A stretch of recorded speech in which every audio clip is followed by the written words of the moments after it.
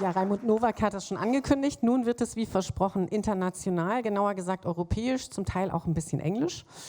Vielleicht doch noch mal kurz der Hinweis, auch zu früheren Zeitpunkten hat die Metropolregion beim Thema Elektromobilität bereits mit Partnern in Europa zusammengearbeitet, insbesondere mit Frankreich und Spanien. Bei proEME, und darum wird es jetzt gleich gehen, als erstes gehen, bevor wir dann zu Österreich kommen, sind es andere Länder. Das Kürzel steht für Promoting Electric Mobility in Europe. Und the idea behind proEME might be summarized in the slogan, you might correct me. E-mobility is not self-selling, there is a need for coordinate action. I read it somewhere. And which coordinate action? It's not Dr. Steven Schmid who's talking now to us, but it will be Rob Kroon, who is doing this very spontaneously. He's an experienced project manager in the field of sustainable mobility and transport. He has been working at FEAR Automotive in Helmond since 2011. FEAR is an agency on business development focused on automotive and mobility. The agency is one of two partners of proEME, therefore you're talking, in the Netherlands. Welcome, Rob Cohn.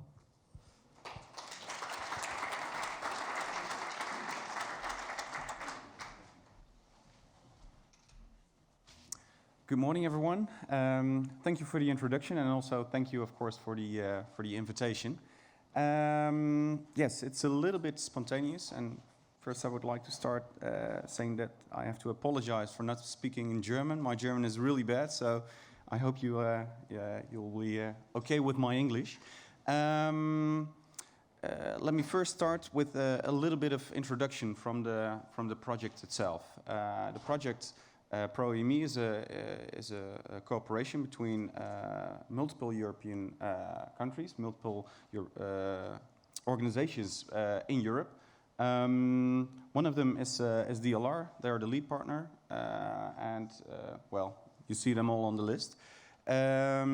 Our goal is to support the uptake of electric vehicles, and we do that in different ways. So we look, in terms of the applications, we look on new and second-hand battery electric vehicles, the passenger vehicles, but we also look at new mobility like car sharing, e-buses and e-logistics, so e-freight vehicles.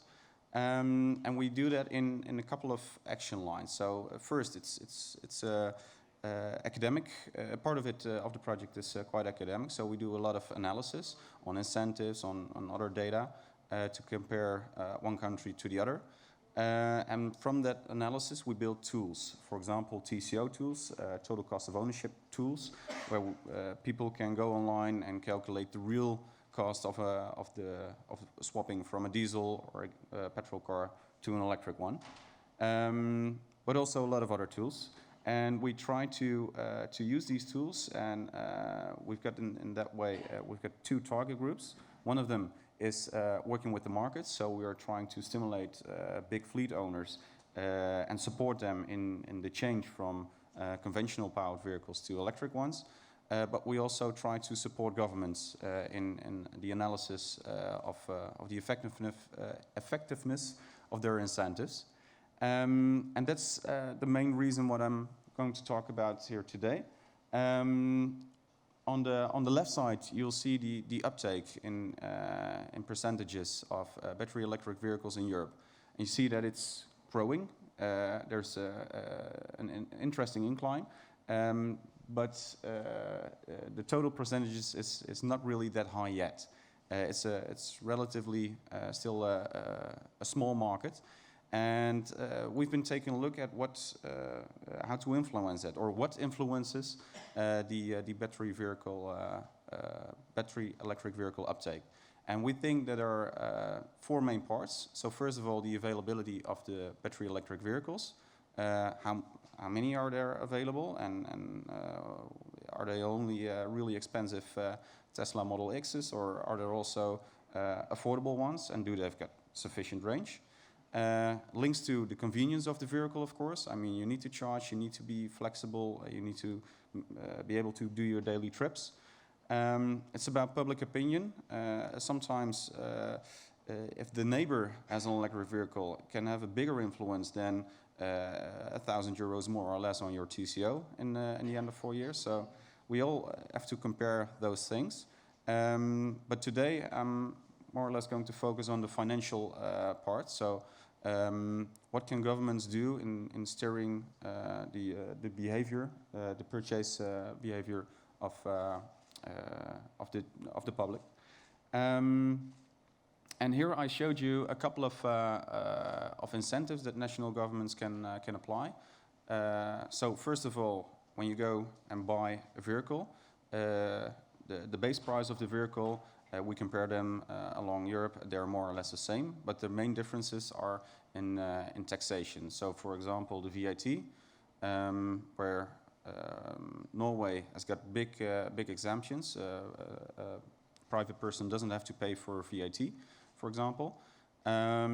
Purchase tax. There are different types of purchase tax all around Europe, but it's a big steering mechanism for governmental organizations. And there are also, like in Germany, the grants, the subsidies when buying an electric vehicle. There are also operational costs. So the purchase costs are the one-time benefits, and the operational costs are the recurring benefits that can apply for a battery electric vehicle. For example, the road tax,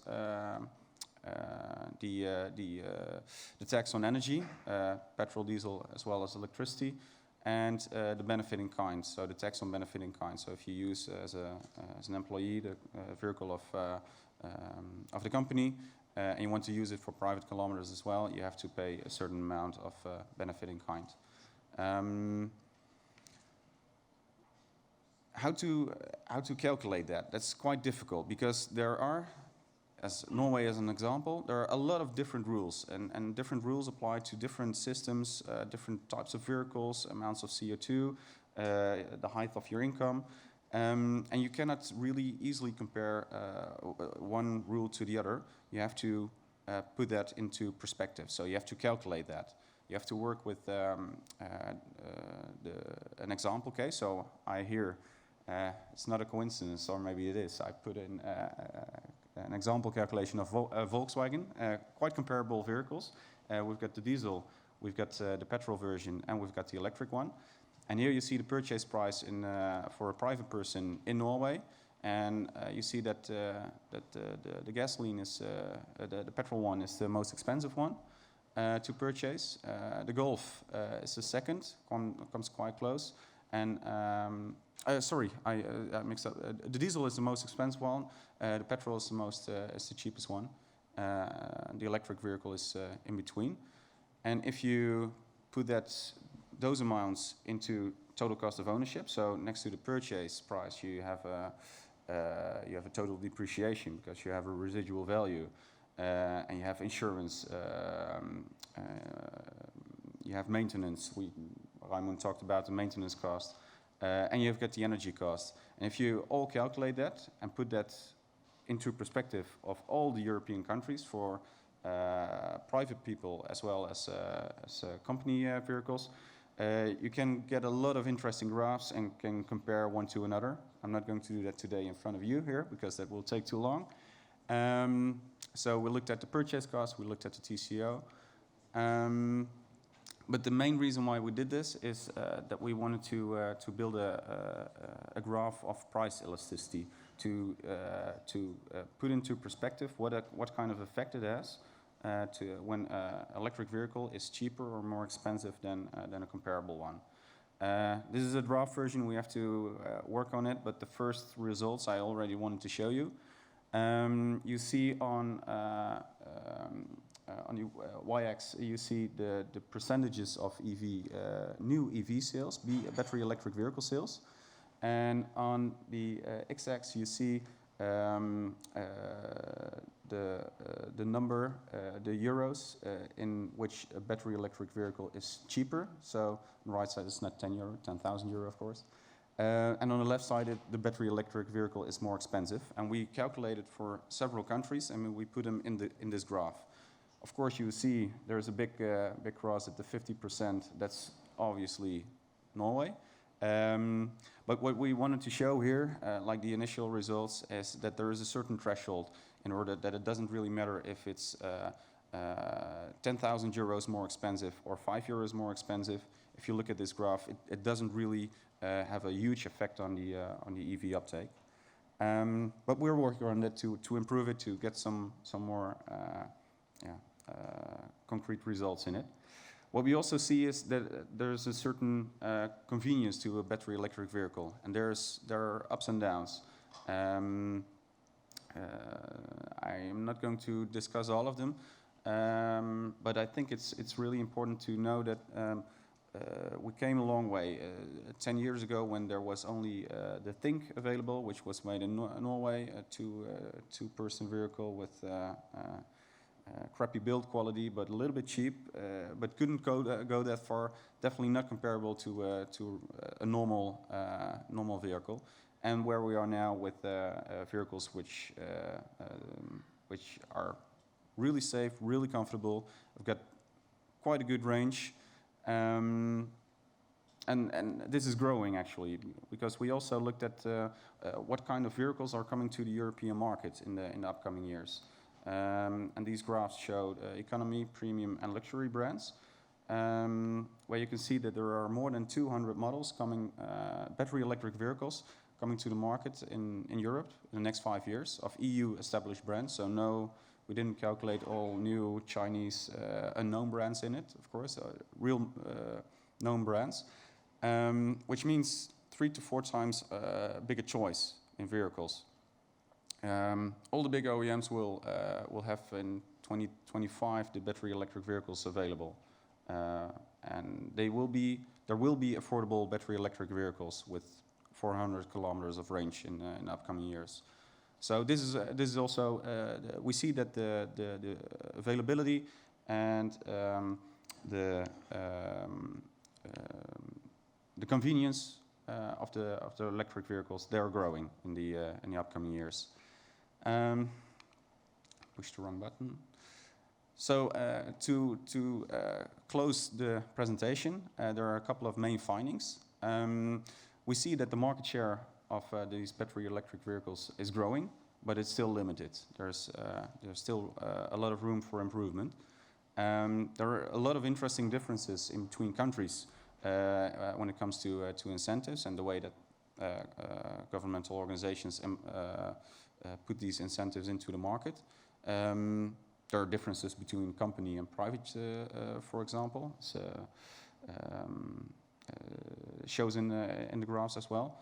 And it's also showed that the more taxation a government has on the purchase price or on the operational cost, the bigger the steering wheel is for a governmental point of view to steer purchase behavior. Unfortunately, or on the other side, it's quite good. But in Germany, for example, there are not a lot of taxations on the vehicles. So giving a subsidy, a grant, is the most logical way for the national government to steer behavior in this. We also saw the draft version of the price elasticities, showing that there is a certain threshold to overcome. And then after that, there will be a progressive uptake. So it's not a linear thing, it's a progressive uptake, as it shows now. We also saw that the convenience and then the availability of the vehicles are growing. And this is also what we see as a really important part. There have to be vehicles on the market suiting the needs of the drivers in order to make them switch. It's not only about TCO. It's not only about purchase or TCO. It's not only about the availability. It's not only about public perspective or public opinion. It's all together, and if you combine that makes it possible to steer purchase behavior. That's my final slide. I would like to thank you. I don't know if there's any room for questions now, or if we do that later. All the others first. That's good. Yeah. Okay. Thank you very much. Kroon. Thank you.